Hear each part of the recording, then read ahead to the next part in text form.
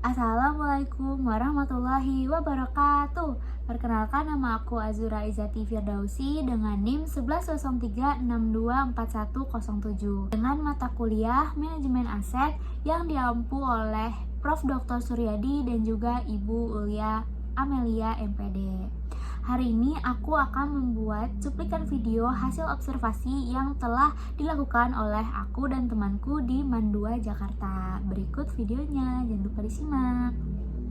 Oke, jadi aku akan menjelaskan hasil observasi yang udah didapat di Madrasah Aliyah 2 Jakarta, Negeri 2 Jakarta. Langsung aja ke pembahasannya. Pembahasan yang pertama yaitu ketersediaan dan pemeliharaan sarana pembelajaran.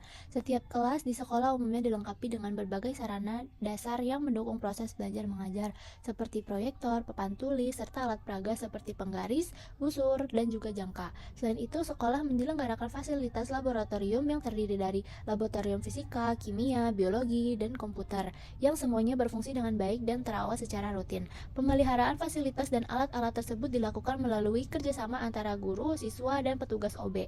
Apabila terjadi kerusakan, sistem pelaporan langsung dilakukan agar segera mendapatkan perbaikan sehingga tidak mengganggu proses pembelajaran. Yang kedua, penggunaan media pembelajaran oleh guru. Penggunaan media pembelajaran memiliki variasi tergantung pada mata pelajaran dan situasi di kelas. Guru matematika misalnya cenderung lebih sering menggunakan papan tulis dan alat manual seperti penggaris dan busur karena diyakini mampu membantu siswa memahami konsep secara langsung dan lebih konkret. Penggunaan teknologi seperti PPT atau proyektor memang ada, tetapi biasanya digunakan secara terbatas. Untuk membuat suasana belajar lebih menarik, guru sering mengintegrasikan kegiatan seperti kuis, fun games, atau ice breaking agar peserta didik tetap antusias dan tidak bosan. Meski demikian, penggunaan media seperti proyektor dianggap memudahkan proses pengajaran dan mempercepat penyampaian materi, tetapi penggunaan disesuaikan dengan karakteristik mata pelajaran dan konteks pembelajaran. Yang ketiga, sistem peminjaman dan pengelolaan fasilitas. Sistem peminjaman alat pembelajaran seperti proyektor atau perangkat HDMI dilakukan melalui PTSP, yaitu pelayanan terpadu satu pintu. Petugas di PTSP mencatat secara manual setiap transaksi pinjam dan pengembalian alat. Walaupun secara administratif tidak selalu diberikan surat resmi, guru tetap memikul tanggung jawab penuh terhadap alat yang dipinjamkan dan wajib mengembalikannya dengan kondisi baik. Sistem ini memungkinkan pengelolaan fasilitas menjadi lebih tertib meskipun masih bergantung pada pencatatan manual. Yang keempat itu ada pengelolaan buku, modul, dan kurikulum. Pengelolaan buku pelajaran dan modul dilakukan oleh bagian operasional sekolah. Buku-buku tersebut diperbarui secara berkala setiap semester agar tetap relevan dan sesuai kurikulum yang berlaku. Buku pinjaman berasal dari perpustakaan sekolah dan siswa diwajibkan mengembalikan buku yang dipinjam atau mengganti jika buku tersebut rusak atau hilang. Selain buku kurikulum terbaru, sekolah juga menyimpan buku lama dari kurikulum 2013 yang masih digunakan sebagai bahan referensi dalam mendukung kurikulum Merdeka. Sekolah tidak diwajibkan siswa untuk membeli buku, melainkan pembelian dilakukan secara sukarela oleh siswa yang dibutuhkan.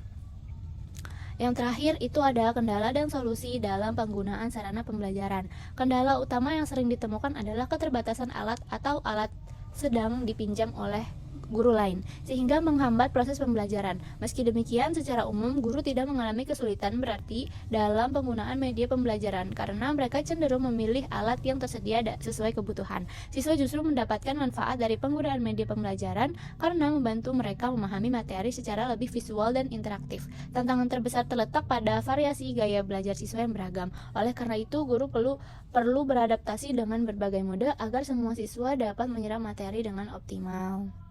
Oke, selanjutnya adalah perbandingan Mandua Jakarta dengan Mandua Kota Malang. Yang pertama, pembuatan sarana fisik, perencanaan, dan pembangunan.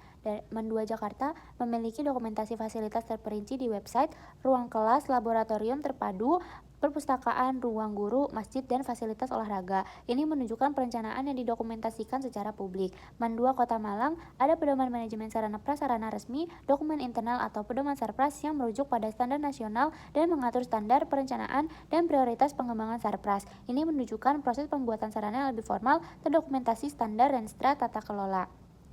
Yang kedua, penggunaan sarana fisik, pemanfaatan sehari-hari, dan pemeliharaan.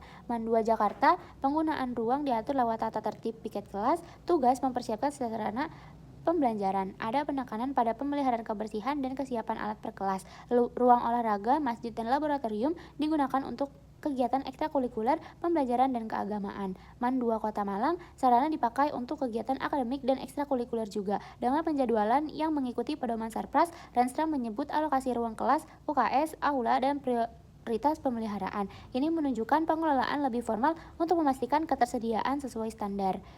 Yang ketiga, kelebihan dan kekurangan relatif dari sisi sarana fisik. MAN 2 Jakarta, fasilitas laboratorium terpadu lengkap, fasilitas ibadah dan olahraga terrinci, dokumentasi publik memudahkan transparansi. MAN 2 Kota Malang memiliki pedoman manajemen Sarpras formal, perhatian pada standar nasional, dan bukti pengembangan fasilitas modern serta ramah disabilitas. Yang keempat, rekomendasi singkat jika tujuan memperbaiki perbuatan dan penggunaan sarana fisik. Oke, mungkin itu dia hasil video observasi yang telah dilakukan. Dari aku udah cukup. Selebihnya mohon maaf. Wassalamualaikum warahmatullahi wabarakatuh. Bye semua.